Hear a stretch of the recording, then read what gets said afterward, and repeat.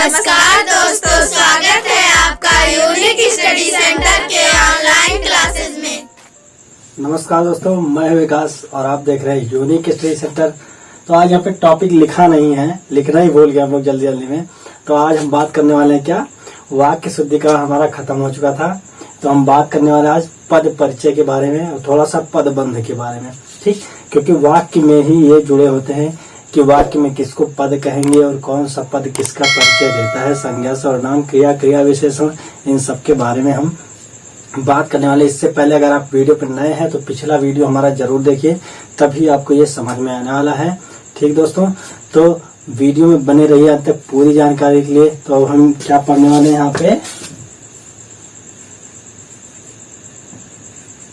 पदबंध एवं पद परिचय, ठीक।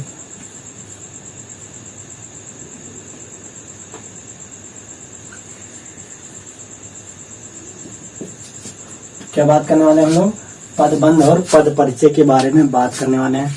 तो देखिए पदबंध होता क्या है। पदबंध देखिए क्या होता है, जब दो या दो से अधिक पद मिलकर एक ही शाब्दिक इकाई की विशेषता बताने का काम करते हैं तो उन्हें हम पदबंध या पद समूह कहते हैं, ठीक। जैसे वाक्य में कोई एक ऐसा समूह जुड़ा है जो किसी एक संज्ञा का या सर्वनाम का या विशेषण का या क्रिया का विशेषता बताता है तो उसे हम पदबंध कहते हैं। जैसे रात में पहरा देने वाला चौकीदार कल से सोया नहीं है, ठीक। तो रात में पहरा देने वाला किसकी विशेषता बता रहा है, चौकीदार की विशेषता बता रहा है ना। तो चौकीदार संज्ञा है, ठीक। तो उसके बारे में वो बता रहा है कि रात में पहरा देने वाला चौकीदार कल से सोया नहीं। तो चौकीदार के बारे में बता रहा है कि रात में पहरा देने वाला, ठीक। और जैसे देखिए क्या, अयोध्या के राजा दशरथ, तो दशरथ एक जो संज्ञा हो गया, ठीक। लेकिन क्या कह रहा, अयोध्या के राजा, तो उनकी विशेषता बता कि वो कहाँ के, अयोध्या के राजा है, ठीक। और देखिए सर्वनाम के असाधारण प्रतिभा के धनी तुम अपना समय क्यों नष्ट कर रहे हो, तो मतलब असाधारण प्रतिभा के धनी, ठीक। और कह रहे तुम, तो तुम एक सर्वनाम है, सर्वनाम के बारे में वो कहा है कि तुम क्या हो, असाधारण प्रतिभा के धनी हो, ठीक। तो ये आपका पदबंध है कि क्या संज्ञा, क्रिया, सर्वनाम, इन सब की विशेषता बता रहा है। और जो है दीपक रोते रोते सो गया, ठीक। तो सो तो गया लेकिन रोते रोते सो गया, किसके बारे में, दीपक के बारे में बता रहा है। यहाँ पे क्रिया पदबंध, सोना है ना, तो सोया तो लेकिन रोते रोते सोया, खाते खाते सोया, ठीक। अब बात करते हैं क्रिया विशेषण या फिर विशेषण के बारे में। जैसे कुछ लोग ना जाने कितनी बार इस बेचारे को पीट चुके हैं, ठीक। ना जाने कितनी बार इस बेचारे को पीट चुके हैं, ठीक। तो बेचारा तो है लेकिन कितनी बार, ना जाने कितनी बार पीट चुके हैं, ठीक। और जैसे आप मेरे लिए एक सचित्र सुंदर सामाजिक उपन्यास लिखो, तो उपन्यास तो है लेकिन सचित्र और सामाजिक सुंदर उपन्यास की बात करें तो यहाँ पे विशेषण। तो पदबंध का मतलब क्या हुआ कि जहाँ पे संज्ञा, सर्वनाम या फिर विशेषण की विशेषता बताने के लिए कोई पद इस्तेमाल किया जाता है, लगाया जाता है, उपयोग किया जाता है, उन्हें हम पदबंध कहते हैं। अब आगे जो हम पढ़ने वाले पद परिचय, जो आपका एग्जाम में पूछा जाता है वो पद परिचय होता है, पदबंध से बहुत कम आता है, ठीक। तो हम क्या बात करने वाले हैं, पद परिचय।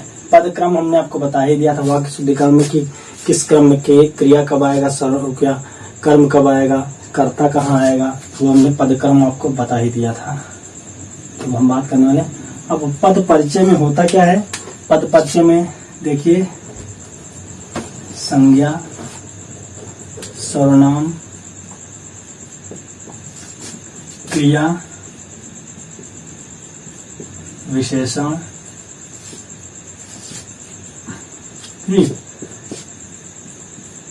फिर इनका जो है लिंग, वचन, ठीक। लिंग और वचन हो गया, ठीक। यह संज्ञा है तो संज्ञा में भी कौन सा भेद है, कौन सा लिंग है, कौन सा वचन है, इन सब के बारे में पूछेगा। जैसे कोई दे देगा वाक्य, उसमें दे देगा इसका जो है पद परिचय बताइए, वो संज्ञा है लेकिन संज्ञा में कौन सा भेद है, ठीक। वो पूछे सर्वनाम है, सर्वनाम का कौन सा भेद, कौन सा लिंग है, किस वचन में उसका उपयोग हुआ है, ठीक। और जो है वाक्य के अंग, ठीक। वाक्य का कौन सा उद्देश्य है कि विधेय है, ठीक। तो ये होता है आपका परिचय में, यही सब पूछ लेगा कि कौन सा है आपका, ठीक। तो क्या है, पद परिचय को कई नामों से जाना, जैसे वाक्य विवरण, पद निर्देश, पद निर्णय, पद विन्यास, शब्दबोध। ठीक, और इसका परिभाषा क्या होगा पद परिचय का? वाक्य में प्रयोग हुए सभी शब्दों के सभी पदों के विषय में बताने को प्रक्रिया को पद परिचय कहते हैं। ठीक, तो इसमें क्या होगा, अब हम देखते हैं क्या, अब एक एक करके देखें। जैसे संज्ञा का पद परिचय है, सर्वनाम का पद परिचय है, क्रिया का है, क्रिया विशेषण का है, तो इन सब के बारे में पढ़ेंगे। तो जैसे हम पहला ले लेते हैं और संज्ञा के पद परिचय के बारे में। ठीक, क्या संज्ञा, अब यहाँ पे जैसे एक एग्जांपल लेते हैं, क्या, संजय किताब पढ़ रहा था।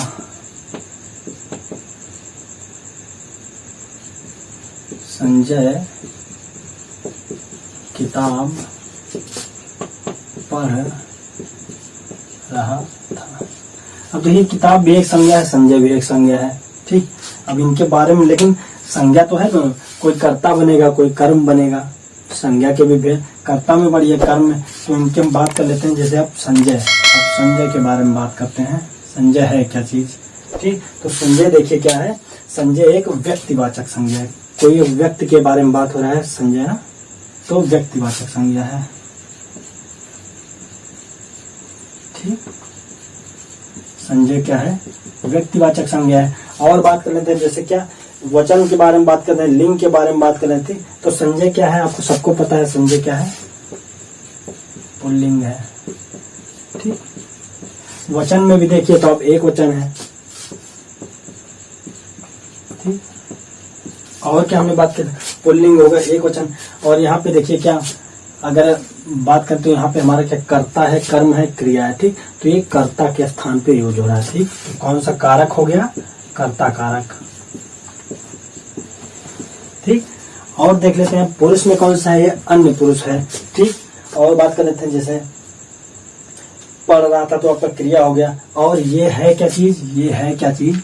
ये वाक्य का क्या है? वाक्य का उद्देश्य है। ठीक, अब बात करते हैं किताब के बारे में। किताब क्या चीज है?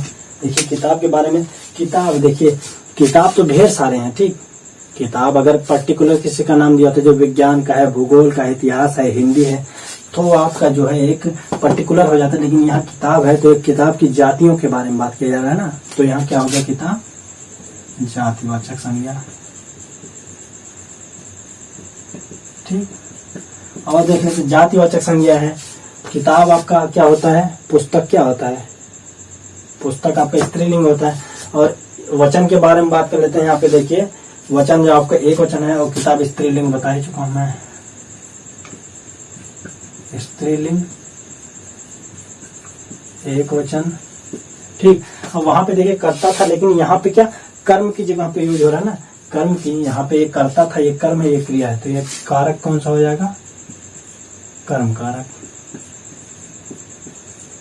ठीक, और बात कर लेते हैं, कर्म कारक हो गया। ठीक, तो पढ़ रहा था आपका क्रिया बता, लेकिन यहाँ पे क्या है? ये क्या है आपका? विधेय का विस्तार है।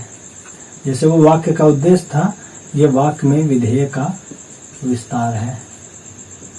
अब आप कहेंगे हमने विधेय पढ़ा है, उद्देश्य पढ़ा है, लेकिन विधेय का विस्तार क्या होता है? विधेय का विस्तार देखिए क्या होता है कि ये जो संज्ञा है, ठीक, और ये जो क्रिया है, मतलब कर्ता और क्रिया, कर्ता आपका यहाँ है, कर्ता और ये कर्ता और ये क्रिया। ठीक, कर्ता और क्रिया के बीच में जो भी आता है उसे हम विधेय का विस्तार कहते हैं, क्योंकि कर्ता को उद्देश्य कहते हैं और क्रिया को विधेय कहते हैं। इसलिए जो है कर्ता और क्रिया के बीच में जो भी आता है वो हमारा विधेय का विस्तार कहलाता है। ठीक, तो अब हम बात करते हैं, संज्ञा की बात हमने कर ली।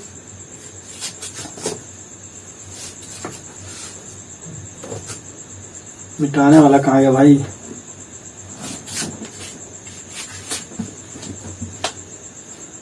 उसके अंदर बुक।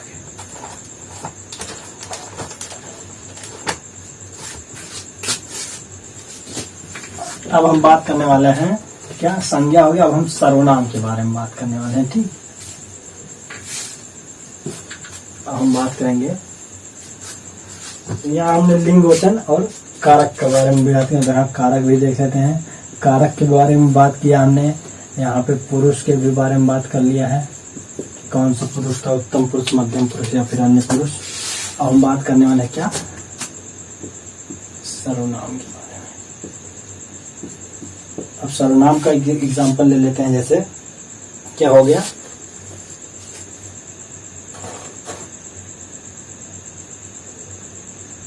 राजू जो है, राजू सुबह में टहलने जाता था किंतु वह आज नहीं गया। क्या, राजू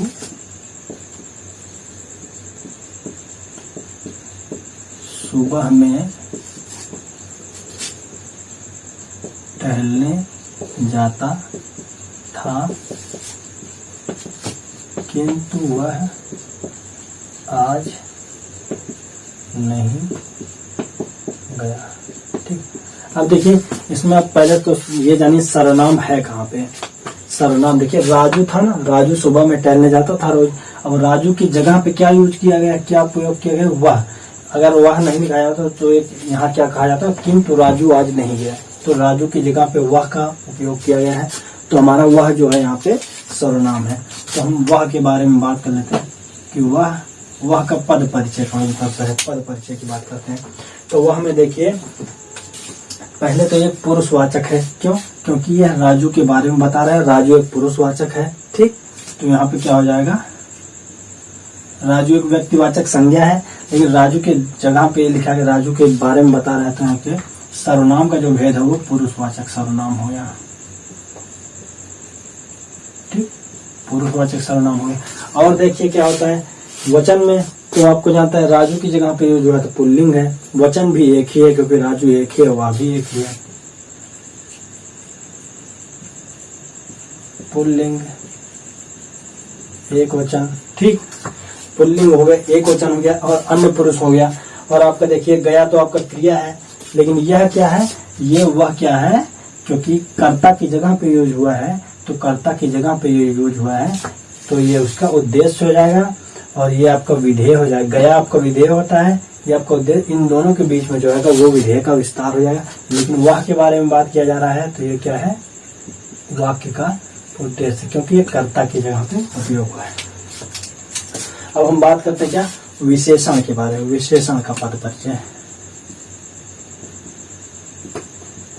ठीक, अब जैसे विशेषण का एक उदाहरण ले लेते हैं, कौन सा, मनुष्य को सदैव परिश्रमी होना चाहिए। मनुष्य को सदैव परिश्रमी होना चाहिए। सबसे पहले तो इसमें देखिए विशेषण खोजना है आपको। मनुष्य को सदैव परिश्रमी होना चाहिए, तो परिश्रमी कैसा होना चाहिए, परिश्रमी होना चाहिए। ठीक, तो ये आपका विशेषण हो गया। अब परिश्रमी के बारे में बात करेंगे, इसका पद परिचय क्या है। ठीक, अब परिश्रमी देखिए पद परिचय क्या हो जाएगा, जैसे आपका हो जाएगा सबसे पहले तो एक गुण, किसी का गुण बता रहा है, कैसा है, परिश्रमी है, कैसा है, आलसी है, तो ये सब उसके गुण है, इंसान के गुण है, किसी के भी गुण है। ठीक, किसी व्यक्ति का गुण है, तो परिश्रमी क्या हो गया, गुणवाचक विशेषण हो गया। ठीक, और देखिए गुणवाचक विशेषण हो गया। और मनुष्य का विशेष का विशेषण, मनुष्य क्या है, विशेष का विशेषण है। ठीक, मनुष्य जो हो जाएगा विशेष, मनुष्य के बारे में वैसे पूछा नहीं तो उसके बारे में हमें बचाने की जरूरत नहीं है। और देखिए क्या है, ये आपका मनुष्य के बारे में बात कर रहा है, तो पुल्लिंग है और एक वचन है, क्योंकि एक ही मनुष्य के बारे में बात हो रहा है, तो ये एक वचन में। ठीक, तो क्या होगा, पुल्लिंग हो गया वचन, और अन्य पुरुष के अंदर है, और क्या है, वाक्य में विधेय का विस्तार है, विधेय का विस्तार। ठीक, क्यों, क्योंकि हमने क्या बताया था कि जो है क्रिया और कर्ता के बीच में जो भी आएगा वो हमेशा वाक्य में विधेय के विस्तार के रूप में जाना जाएगा। ठीक, तो ये आपका विशेषण। अब हम क्या बात करेंगे, अब बात करेंगे क्रियापद के परिचय क्या है। सर्वनाम हो गया, संज्ञा हो गया, आपका विशेषण हो गया। अब क्या बचा, आपका क्रिया बचा और क्रिया विशेषण बचा। ठीक, अब देखिए क्रिया के बारे में बात कर ले रहे हैं। जैसे कोई एग्जांपल ले लेते हैं हम क्या बच्चा रोटी खा रहा है, बच्चा रोटी खा रहा है। ठीक, तो यहाँ पे क्या है आपका खाना, खाना।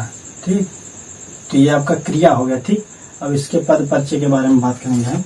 खा रहा है इसके बारे में बात करेंगे तो क्या हो जाएगा, ये देखिए क्या है। सबसे पहले क्या जानना है कि एक सकर्मक क्रिया है। कैसे, यहाँ पे रोटी कर्म है, क्या खा रहा है, रोटी खा रहा है। ठीक, क्या और किसको करेंगे तो यहाँ पे कर्म की पहचान होगी, है कि नहीं है। ठीक, तो क्या हो गया आपका सकर्मक। ठीक, और देखिए सकर्मक के साथ साथ क्या है इसमें, देखिए यह कर्तवाच्य है। ठीक, सकर्मक के साथ साथ ये कर्तवाच्य है। और भी क्या है, पुल्लिंग है, रोटी पुल्लिंग होता है। ठीक, तो खाना भी, और एक वचन है। कैसे, खा रहा है मैंने रहा है, एक वचन रहे हैं बहुवचन। ठीक, तो एक वचन हो गया, पुल्लिंग हो गया। और बात करते हैं क्या, क्रिया को हमेशा काल के आधार पर भी दिखाया। मैंने क्या बताया था, क्रिया में काल भी पढ़ा था हम लोगों ने था। तो क्रिया को काल के आधार पर जब बताएंगे तो क्या हो जाएगा, ये कर्तवाच्य है और तात्कालिक वर्तमान। तात्कालिक मतलब जो हो रहा है तुरंत तुरंत, रोटी खा रहा है मतलब हो रहा है। ठीक,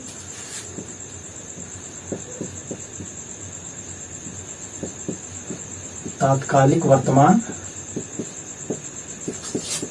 और क्या है, कर्तवाच्य। ठीक, तात्कालिक वर्तमान और आपका कर्तवाच्य है। और इस क्रिया का कर्म क्या है बता चुके हैं आपको, रोटी है इस क्रिया का कर्म। और यह वाक्य का क्या है, विधेय है। क्या बताया था, कर्ता उद्देश्य होता है और क्रिया जो है विधेय होता है। ठीक, ये आपका विधेय हो गया। तो क्या बात हो गया, संज्ञा, सर्वनाम, क्रिया और विशेषण के बारे में बात हुआ है। अब बात करते हैं क्या, क्रिया विशेषण के बारे में।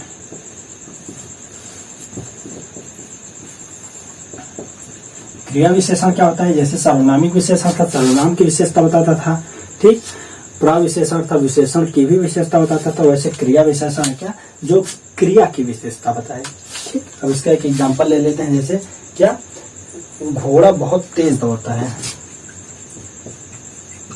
घोड़ा बहुत तेज दौड़ता है। अब देखिए इसमें क्या, घोड़ा तेज दौड़ता है। ठीक, तेज, तेज विशेषण हो गया, लेकिन बहुत तेज दौड़ता है तो ये क्या, बहुत क्या हो गया, ये तेज की भी विशेषता बना। तेज नहीं, बहुत तेज। वह सुंदर है लेकिन वह बहुत सुंदर है, तो मतलब वहां पे भी क्या हो गया आपका कि वह बहुत सुंदर है, तो वहां पे क्या था, वह प्रविशेषण हो गया। लेकिन यहाँ पे क्या, तेज दौड़ने की बात कर रहा है, दौड़ने। यहाँ दौड़ना क्या है आपका, दौड़ना क्रिया है और क्रिया की भी विशेषता होता है, बहुत तेज दौड़ता है। ठीक, तो यहाँ पे क्या हो गया, आपका बात करते हैं कि क्रिया विशेषण हो गया।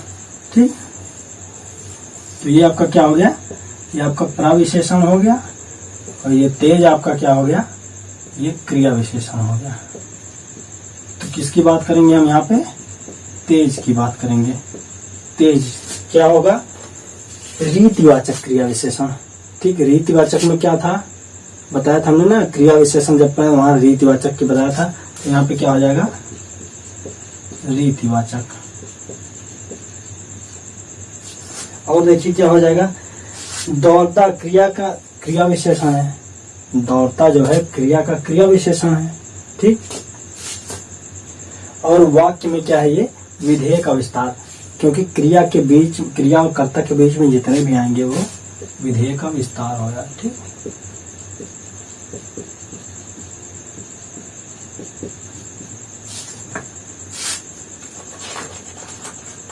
तो यहाँ पे क्या था आपका, संज्ञा, सर्वनाम, विशेषण और क्रिया, इन सबके हमने पदबंध और पदपरिचय के बारे में बात कर लिया है।